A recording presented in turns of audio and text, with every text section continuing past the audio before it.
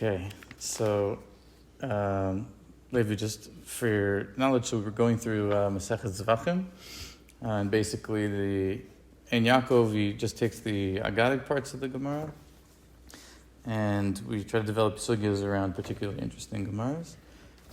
So what we're doing is Zevahim Daf Nun Gimel on the Bet, where basically the Gemara here is talking about, he's trying to really resolve a question that bears out from the Psukim in Tanakh about Yerushalayim, which Shevet did it belong to. And this comes up a lot in the halachic context, in terms of land ownership and things like that. But we'll see that it really bleeds into the realm of Agadah, and in particular we're going to be talking about the Mizbeach, which falls right on the border of Binyamin and Yehuda. And we'll see different approaches in different midrashim about how to resolve that and maybe what's motivating them. And some of the commentaries try to struggle with kind of what the mashma'ut behind what is being discussed is. So just to frame it, you have this table at the top where basically we know the Torah never specifies that Yerushalayim is Hamakom Asher Yibchar Hashem. That for some reason the place where the Beit HaMikdash would be built was something that in the time of the Torah was not yet determined or announced, but only became clear later. But later sources go and find roots of it or hints to it, being in the Shevet of Yehuda and in the Shevet of Binyamin. So if we look at the brachot of Yaakov and Moshe, so both of them make reference to Yehuda or Binyamin, where there is some allusion that we'll see in the Midrashim that come to the fact that they would house the Beit HaMikdash. But then more explicitly, when you get into later Sefarim in Tanakh, in particular in Yoshua, if you look at the Chalukat Gulei Shvatim, so Yoshua mentions explicitly when he's talking about the border of Shevet Yehuda within Eretz Yisrael. So it says, Veta Yevusi Yoshua Yerushalayim, Lo Yachlu V'nei Yehuda Lo Risham, Ve'yeshev Yevusi Et B'nei Yehuda B'Yerushalayim Ad Hayom Hazeh. So there's a connection between Yerushalayim, the city of Yerushalayim, and the fact that it's the B'nei Yehuda who are supposed to inherit it. You contrast that, you jumped ahead just three more prakim in Yoshua, where it says, V'tzela elef v'yivusi hi Yerushalayim givat kiryat arim arba esrei v'chatzrehen zod nachalat b'nei Binyamin le'mishpachotam. So it's unclear, even within Sefer Yoshua, is Yerushalayim part of the inheritance of Bnei Yehuda or Bnei Binyamin? And that ambiguity spills over into Sefer Shoftim as well, where at the beginning of the book of Shoftim, it says, Vayilachamu Bnei Yehuda b'Yerushalayim v'yilkudu ota v'yakul fichar v'ta'ir shalchu v'esh. So the tribe of Yehuda comes and destroys Yerushalayim and conquers it. But then later in that very same parak, V'eta Yevusi Yoshev Yerushalayim lo rishu b'nei Binyamin v'yeshev Yevusi b'nei Binyamin Yerushalayim ad hayom hazeh. So it's kind of unclear, even within this psukim, it seems that Yerushalayim is really in both of them, or they're working together, or certain sections of Yerushalayim one or the other, and it's within the same parak, or within the manner of prakim, so it seems clear that it's kind of the same author, the same topic that's being discussed, so what's really going on? So in order to start to understand, we look at the Gemara in Yuma and Daf Yud Bet Amud Aleph, which is basically also a copy of a Gemara in Megillah and Daf Chavav Amud Aleph, where it says as follows, Tana Kana Savar Lo Nitchalka Yerushalayim Mishvatim, Rabbi Yehuda Savar Nitchalka Yerushalayim Mishvatim. So again, the context is a halachic context around land ownership, but there's a dispute amongst Tanaim about whether Yehuda belonged to no Shevet or belonged to a group of Shvatim. Was it exempt from the divvying of all the cities of Eretz Yisrael amongst tribes because it was the capital, or did it belong within certain tribes? Uflugta dehani Tanai, Detanya. Maya b'chalko shel Yehuda. So what was in the portion of Yehuda? Harabayit, Al-Shkaot, Ve'azarot. So the actual mountain itself, and then kind of the courtyard and the outer areas. Umaya b'chalko shel Binyamin, and what was in the portion of Binyamin? The Ulam ve'echal ve'kodshei kodashim, the inside of the Beit HaMikdash. Right, the hall and the Holy of Holies. So there's this division where kind of the outer area belongs to Yehuda and the inner area belongs to Shevet Binyamin. And then this is the interesting part. And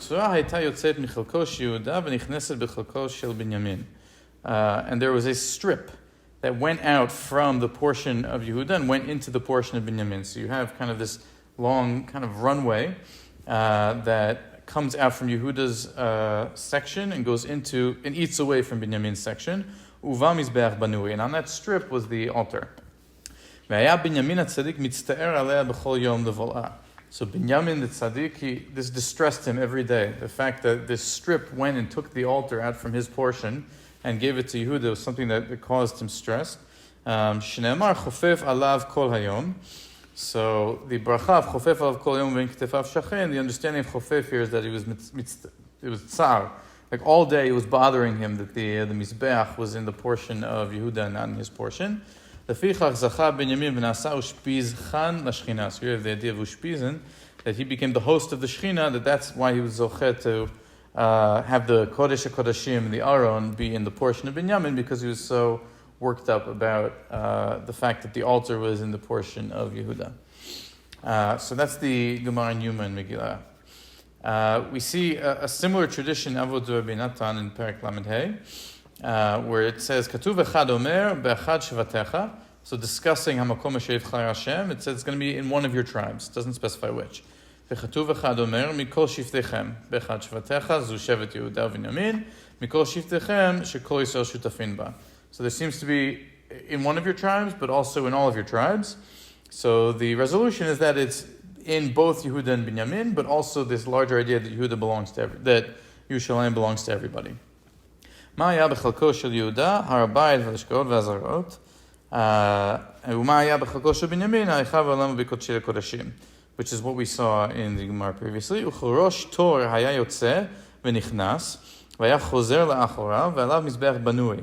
Zacha Binyamin v'nasa ushpizchena l'gvura shnamar v'nchitefav shachen. So the tradition here is slightly different. It's obviously the same idea, but here it describes it, instead of being this like kind of strip, runway that juts out from Yehuda's portion to Binyamin's, it's some kind of circular something that kind of cuts around and circles it off. And instead of talking about Binyamin being distressed about it, it just says that Binyamin was zochet to be a ushpizn for the Shechina, and it interprets it uvein chtefav shachen, which is the second half of the pasuk. Right? Chofef alav kol yom, he was distressed about it. Uvein chtefav shachen, where shachen meaning that the Shechina dwelled between the shoulders of Binyamin within his portion in Yerushalayim. So what we need to understand is what's going on with this mizbeach. What is the significance of the fact that the mizbeach was built specifically on this portion that jutted out from the section of Binyamin into the section of Yehuda?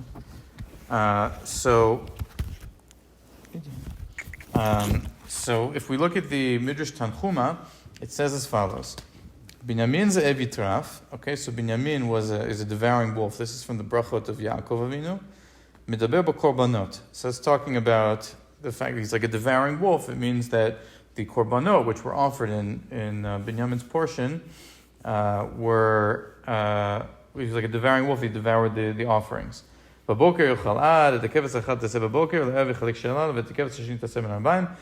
continues interpreting the pasuk.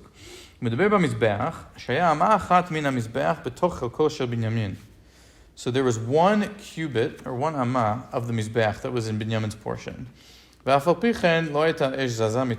even though it was just one cubit, so it didn't leave the Eish Tamid didn't leave Binyamin's portion. The Shechina was always there. As we saw before.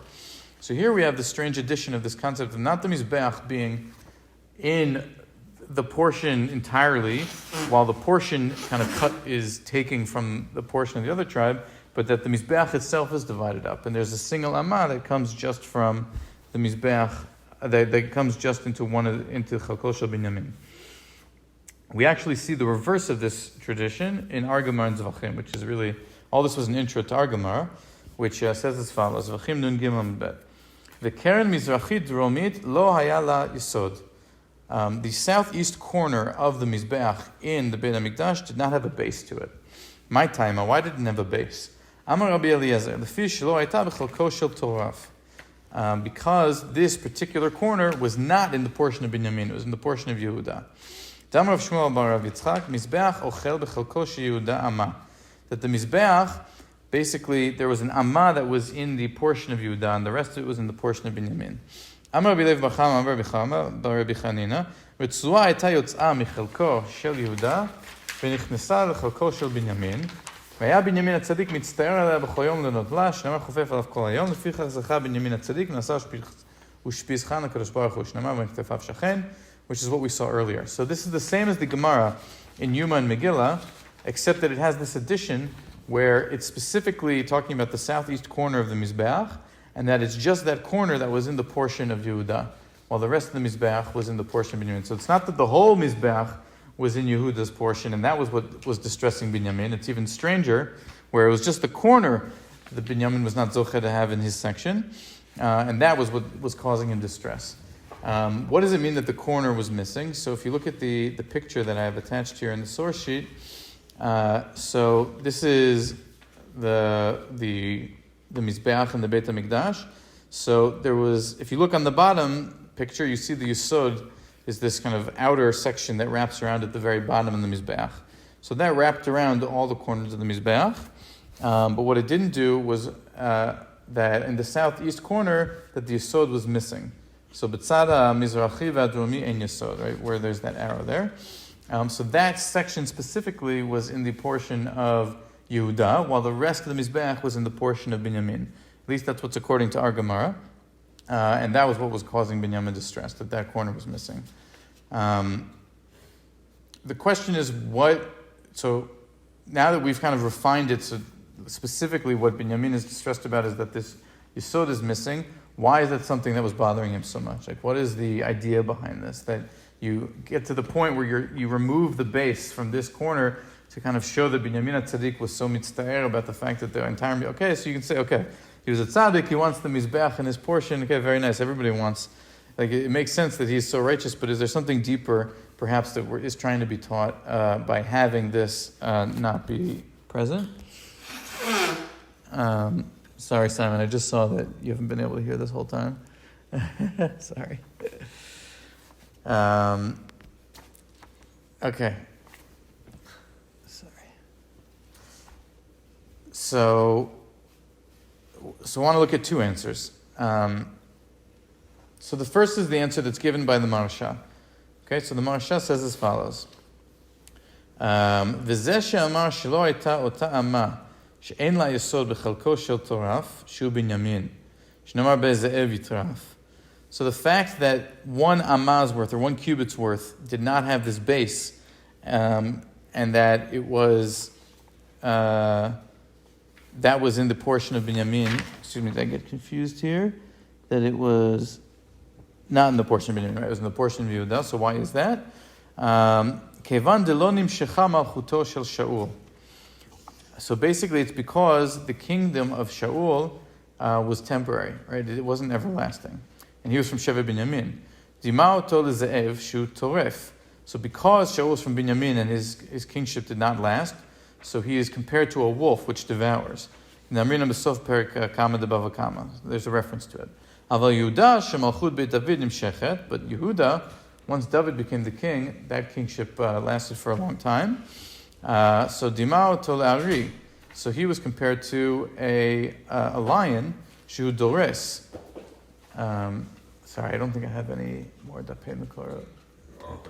Okay. And do you want to grab a chair for? It's good to see that one. Cool. You don't have a No, not at all. So Yehuda is compared to a lion, which is instead of a wolf, and it tramples. V'hu melech b'chayot, right? The lion is the king of the jungle. And this is the key point of the Maharsha here. V'kevan shamizbeach shu keter kehuna eino ra'ui liot b'makom malchut. So the mizbeach exemplifies the kahuna. It's the ultimate sign of the kahuna. So it doesn't make sense for the symbol of kahuna to overlap or be intertwined with a place where the kingship reigns. Al korchach ota ama shelo hayta b'chalko shel toref ela b'chalko shel dores lo haya la yesod v'dok.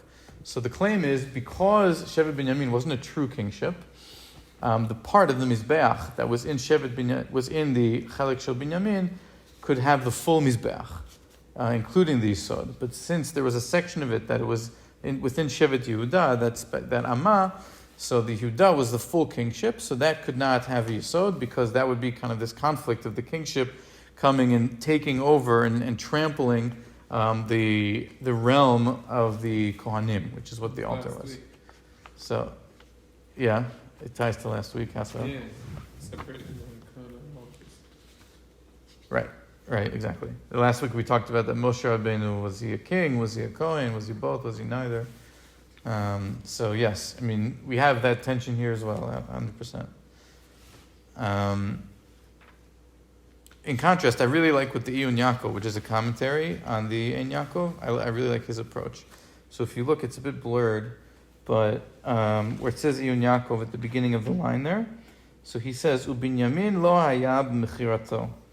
So actually, there's like a line before this that isn't in the picture, but he basically says, if you go back to the sale of Yosef, who was not guilty in the sale of Yosef? So he says, Binyamin was lo hayab mechirato. Binyamin wasn't there, right? It was Yosef went to check on the older 10 brothers, but Binyamin was not there, so he had no guilt from the sale of Yosef. Ulefi shelo richamu al achehem. But the rest of the brothers did not have mercy on Yosef when they sold him, and so because they sold Yosef, the Shechina was not able to dwell in their portions. But Binyamin, who was not present, he was zochet to have the Shechina dwell in his portion. So first of all, it's interesting to note that he's giving a completely different rationale for why the Beit HaMikdash, or the central parts of the Beit HaMikdash, were in Binyamin's portion than the Midrashim that we saw until now. Because until now he said it's because Binyamin HaTzadik was mitzta'er and he wanted and this and that, and he wanted to, and so, but here it's saying that it's because Binyamin was not at the sale of Yosef, so that shows that he didn't have that guilt associated with him, so he was able to have the Beit HaMikdash built in his portion. And then the Iyun Yaakov says, "Ulefi sheYehuda gam ken patach b'mitzvah, she'amar ma betza v'lo gemara, lechach oto shebechalko en lo yisod. Ma she'en ken Binyamin les yesh lo yisod." So he says, but Yehuda, if you go back to the sale of Yosef, was Yehuda guilty or innocent in terms of the sale of Yosef? So he claims that he was partially. He had good intentions and he started well, but he didn't follow through. Right? Because he starts out and he says, "Ma betza ki na'oget achenu." He convinces the brothers not to kill Yosef, but he still gets him sold. So that's why Yehuda, he gets to be part of the Mizbeach, but he doesn't have the Yesod. To indicate that he did kind of most of the way there, but he didn't finish it. Versus Binyamin, who was not present at all. So it's a little interesting because it's not as though Binyamin was there and he acted righteously. It's just that he wasn't there at all, and he still kind of gets the brownie points for that and gets the Shechina to be in his, to the Beit HaMikdash to be in his section. It reminded me of like the Melech wasn't allowed to build the Beit HaMikdash.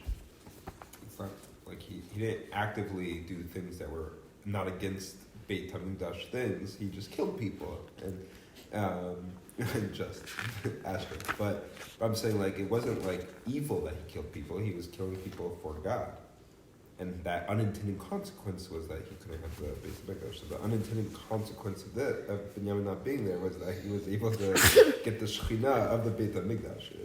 Made me think Interesting. Okay, that's a really interesting idea. Okay, so like David, right. In other words, it's the world of unintended consequences. Yeah, meaning Binyamin, he was not at the sale, and just because he was the youngest, he merited to have the Shechina. David HaMelech, he had to kill people in order to become king, in order to become the Melech, which he had to do. But as a result, then he was not allowed to have the Beit HaMikdash built in his time.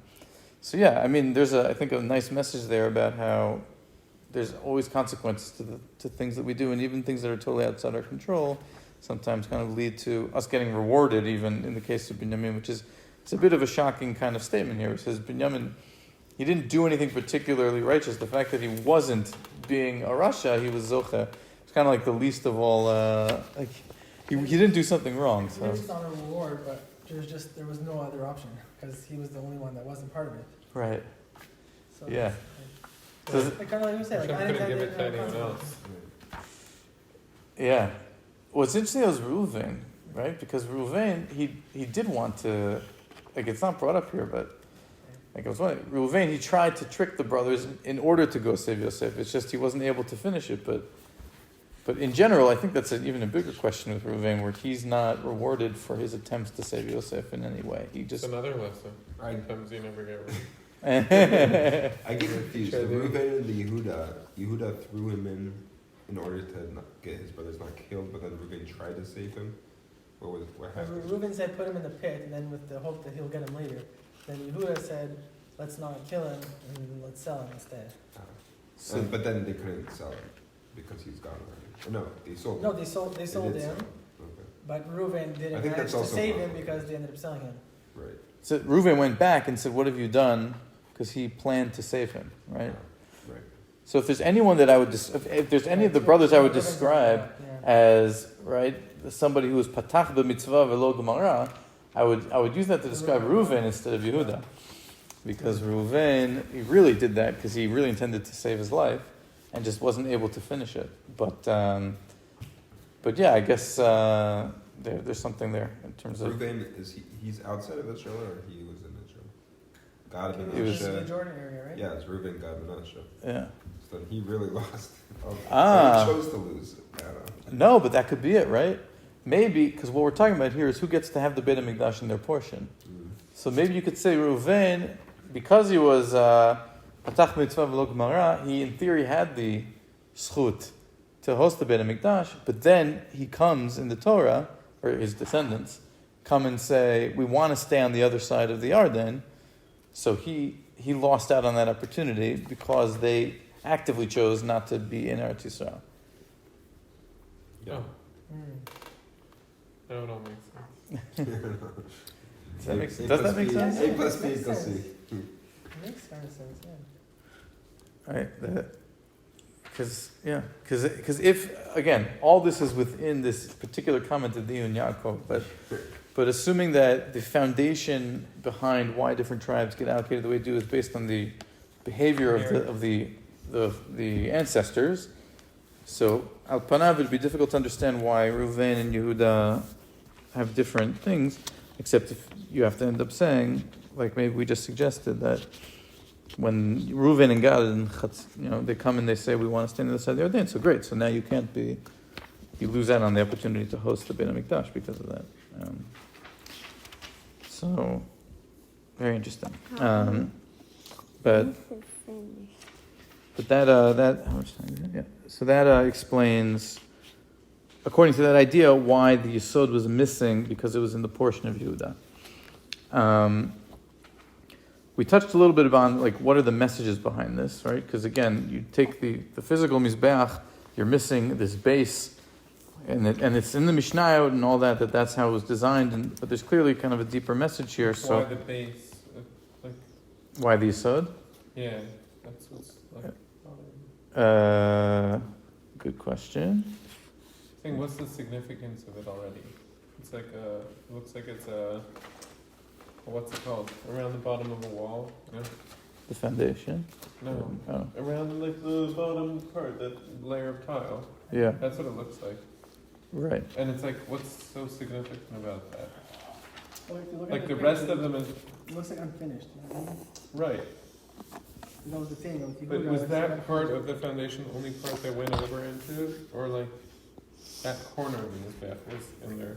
Oh, so that's actually machlok. I didn't bring that, but the Bartanur brings a whole thing. When it says an amma was in the portion of Yehuda, does the It's amma total mean amma like? of area? Does it of mean like border. an amma, but the whole, like going an amma in, but all the way down, and it's like an amma's worth is missing this whole thing, or does it mean like a corner, which is not how this picture is designed, of like a square amma? It's a machloka, yeah. I don't know. So it's a good. I didn't want to go into that, but it's a good deal because the Gemara in Zevahim, right? It says a keren mizrachi dromi, which implies a corner, but the kind of the other way to understand it was like the whole edge. So like the corner along with what went around the corner, versus just the corner. So, but yes. So in terms of why the Yesod versus another part of the Mizbeach, it's a good question. I don't have a good answer to that. So I can look into it. But in terms of like the message behind this, so what could be the message behind these midrashim talking about Binyamin being mitzta'er, that he's so worked up, and because of that, he merited having the Shekhinah in his portion. Again, not assuming like Dion Yaakov that it's because he wasn't at the sale. So if you look at the next source where it says HaKotev, so this is actually the commentary of the Ein Yaakov himself, if I'm not mistaken, the one who compiled all the Agadot. So 4 lines down, he says as follows: "Umilvad harevut perush pasuk lamadnu mikan inyan geut." That this teaches us an important musar about kind of pride. V'hu ki hamekane b'davar sheyesh bo avodat Hashem yitbarach liyot b'torat Hashem chefetzo v'ligmor hu atzmo kol hamitzvot begufo uv'mamono hine hu me'ushar v'ra'ui lekabel sachar al tshukato zot v'kina kazot einena midah l'gnai ki im l'shevach. He says, what is the message behind saying that Binyamin was so worked up that he didn't have this last little section of the Mizbeach, and it was causing him like chofef alav kol yom, he was always distressed about it, and the fact that he is then zochet to get something, that to get the Beit HaMikdash and all that the commentary here says, you learn from there that sometimes it's good to be, to kind of be upset and jealous about other people, right? Because generally you'll have, in terms of like midot and musar, you'll say, you don't want to kind of be lo tachmod. You don't want to be upset that someone. Right? Like this is classic lo tachmod. Wait, why does he get the mizbeach in this section? I want the mizbeach in my section. Like, be happy with what you have. Tistapek b'ma sheyesh lecha and all this. And here Binyamin is so worked up about that he's missing this amma. He gets the rest of the mizbeach. He's missing this one section at the end, and still that's considered reward and noteworthy. And so that's a kind of an important thing to take away from this, according to this Perush, is, generally you shouldn't be upset about those types of things, but because it's letzorech avodat Hashem yitbarach, and it's in order to fulfill mitzvot and to do something for the Shekhinah, so then it is actually ra'ui to be zealous and to be worked up and aggressive about kind of getting as much as you can. ואין קושיה לזה ממה ששנים במסכת אבות הרוצה שייתן ולא ייתנו אחרים אינו רעה בשל אחרים כי עבדם מובן מעצמו. It's less important. So that's that idea. One more point that I wanted to raise here is a question that I'm surprised nobody asked, which is that there's a fundamental problem with this whole medrash that the Anaf Yosef kind of spells out specifically. But maybe if I phrase it in a particular way, are you tired? If I phrase it in a particular way, it may spell it out. Binyamin HaTzadik.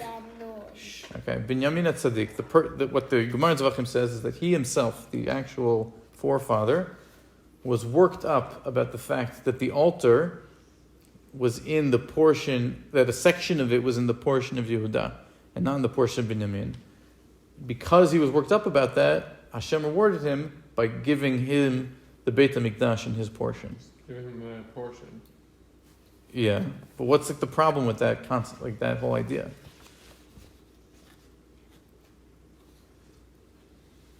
In other words, how could he be upset that the Mizbeach is not in his portion if he hasn't yet been given it's recursion. It's a circular thing. It's circular. It's circular, yeah. Right? In other words, in order for him to get upset that he doesn't have the Mizbeach, that means that he has to have been awarded the Mizbeach or the rest of the Beit HaMikdash.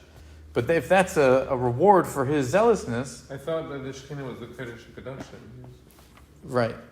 So you're saying he was already awarded the Kodesh Kodashim, he's upset about the Mizbeach, or he was upset about the Mizbeach, he gets awarded the Kodesh Kodashim. Or not. I mean, the Medrash doesn't have to be it's talking about, he's not around, so it's when is he complaining about this, right? So maybe Hashem's splitting it up and split it down, and he's that's part of it's not on, so he gave him a Kodesh HaKodashim. Okay, so I think your answer is similar to what the Anaf Yosef says. So I just like the way he phrases the question, the difficulty. If you look in the Anaf Yosef, it says, Ushpizchan, 3 lines up from the bottom of the wide lines. So he says, She'aya Aaron natun b'chalko. So what does it mean that Binyamin merited to host the Shekhinah? It means that he had the Aron Kodesh, right, the Kodesh Kodashim. Dvarim alalu lo zachiti le'avin. So I did not merit to understand this medrash. Ki hashas oseh mesovev siba ve'et hasiba mesovev. Okay. Right. I was trying to see if this phrase came up anywhere else because it's such a good phrase, but I couldn't find it. Right. That he's making the cause, the effect, and the effect. He's mixing. It's circular. Yeah. He's mixing it up. Why? Sherei ha'aron haya b'chalko shel Binyamin. V'hainu kodesh kodashim. Great, so you have the Aron in that section. Kodem shaya mitztaer livloa gam et haritzua niskar. So he was already awarded that before he gets upset about wanting that specific portion that Yehuda had. V'lama imken amar Hashas shenitava bechelko lefi shaya mitztaer leval'a. V'ulai kavanat Hashas b'zeh ki av shaya kodesh kodashim bechelko me'az im kol zeh lo היה הארון נתון שם בחלקו אם לא היה מצטער לבלוע את הרצועה שבמזבח. גם כן.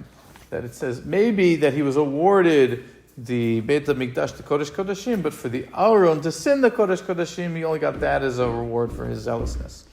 But he continues and says, I know that that's kind of a dachuk answer, and he doesn't love it. Another approach entirely is the way the Maharsha understands this, which is that if we look in the Gemara in Sota on Lamed Zayin Amud Aleph, this is a famous midrash. It says, Hayar b'meir omer, K'shamdu Yisrael al hayam, hayu shvatim menatzchim ze im ze. Ze omer ani yored chil al yam, ze omer ani yored chil al yam.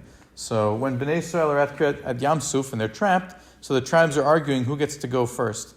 Each one wants to go first. Kafat shifto shel Binyamin ve'yarad layam.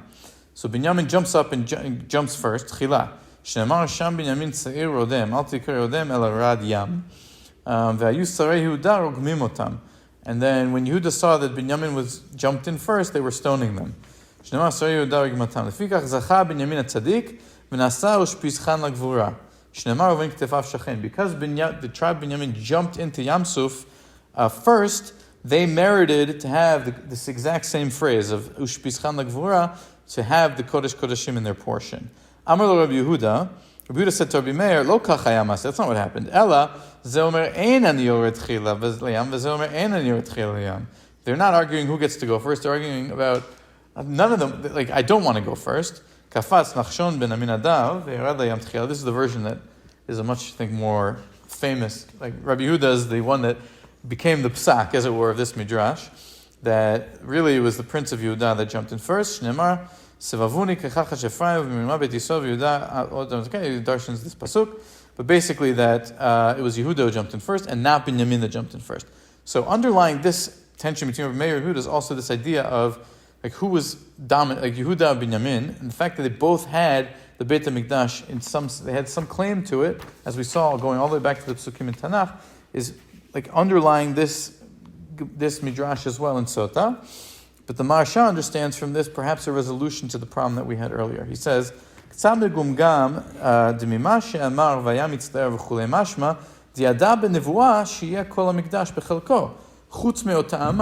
he says, if you're talking about Binyamin Tzaddik, the person himself, that he was upset that he didn't have that Amma of the Mizbeach, that means he knew through Nevuah that he was Zoche already to the rest of the Beit HaMikdash. So he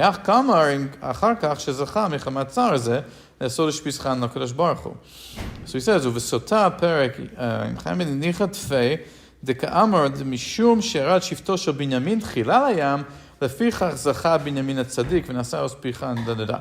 That in Sota a completely different reason is given for why Binyamin merited to have the Kodesh Kodashim, is because not because Binyamin the person was upset that he didn't get the whole Beit HaMikdash, the whole Mizbeach, but because the tribe of Binyamin were the first ones to show Emunah b'Kadosh Baruch Hu when they jumped into the Yam Suf. In that case, Nir'eh lefaresh the sugya dehacha atya keman de'amar hatan d'shifto she'uda yarad le'yam tchila v'dok. Basically, you can say that this sugya of ours about Binyamin being mitztaer, you can hold that it's according to the opinion of Rabbi Yehuda in Sota, who says that it was Yehuda who went to so that you kind of have two different traditions about why Binyamin merited to host the Shekhinah. Really three, right? We've seen three reasons why Binyamin was the one that had the Kodesh Kodashim. One was because Binyamin HaTzadik was upset that that one Amma of the altar was not in his portion. One was because the tribe was the first to jump in, and one was with the Yaakov that said that perhaps because he wasn't at the sale of Yosef that he was the first one to merit.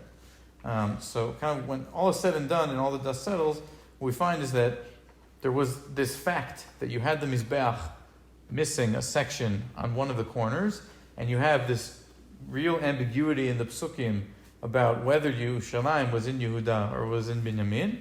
And so these Midrashim are trying to understand those two things. They're trying to understand, number one, was Yerushalayim both? Was it neither? Was it one of them? And number two, why is the Mizbeach missing a section? So it kind of weaves together this Agada about Binyamin in order to teach us the lesson as the Ein Yaakov learned out about the importance of being a kanai for HaKadosh Baruch Hu, and that sometimes it is appropriate to not let things go and to be upset about certain things, even though generally those are not good character traits, but when it comes to the honor of HaKadosh Baruch Hu, then it is something that you can get rewarded for doing, and we should all be zochet to understand when to do that and when not to do that. Yeah, you should go. Fine.